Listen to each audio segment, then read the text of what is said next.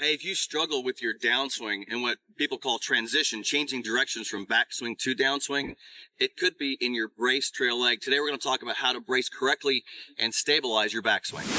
I want to talk today about stability. And what I see a lot of people have trouble with is stabilizing their backswing, because the way the body's working in the golf swing, it's a sequence of events.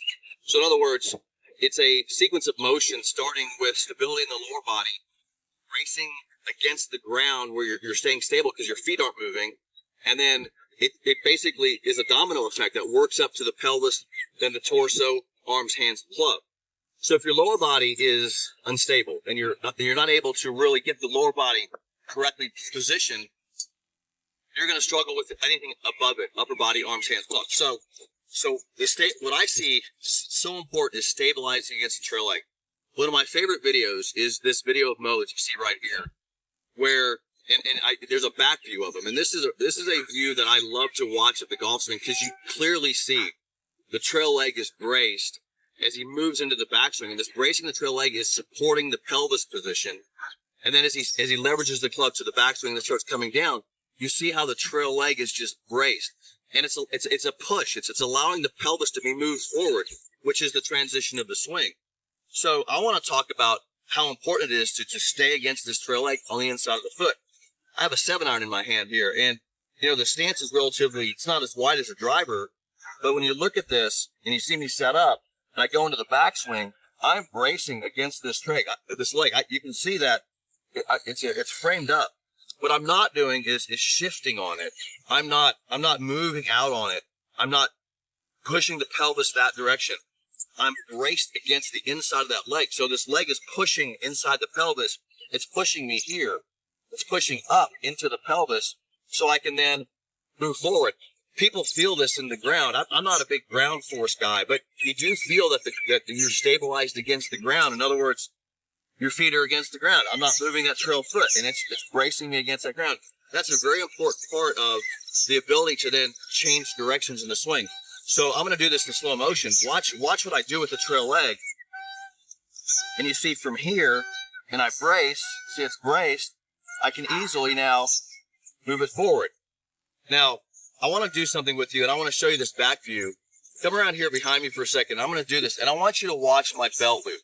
Because right here in my belt loop, you're going to see that it moves forward when I make a backswing. So watch this. So if you're watching the belt loop right here, and I make a backswing, notice how that belt loop moves forward. So there's a forward movement in the backswing, and then it transitions, and I rotate it back. It's critically important that the belt loop get moved forward. That means your sacrum is being moved forward. That's why you brace it. If I had a driver, it would look like that. You don't ever want to see this. You don't want to see the belt loop go behind, because now you can't push, and the upper body is over this direction. Very important part of getting this right. Now, tilt is a very big deal in this, because if you look what's happening here, and look, it's all a big deal. Foot position is a big deal, pelvis position. You notice my foot position and my tilt, and then my upper body tilt, these lines I've created, which I call these natural lines of orientation, and then you'll notice there's where that brace on the backswing comes in. I can transition and get to the ball. So watch this swing here. You see, brace against the leg. It allows me to push into this knee, stabilize the knee, and then rip through it with my arms and shoulders. That is a critically part of stabilizing the lower body. I'm going to go through this one more time because it helps me do two sides of the stabilization. The first side is trail leg, right? So I get stabilized into the trail leg. That allows me to push into the lead leg, stabilize there, and then swing through. I think it's the most important part. Look, if your lower body is not functioning correctly, you're making compensations up here, and you're never going to be consistent if you can't stabilize the lower body. So watch this trail leg again. Bracing the trail leg. Nice upper body orientation.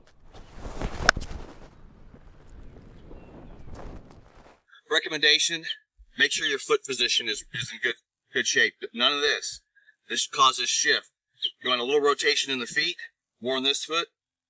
Allows you to brace on the inside of the leg, and then move the lower body correctly in the downswing. Hope that helps you understand bracing of the trail leg and why it's important to your transition.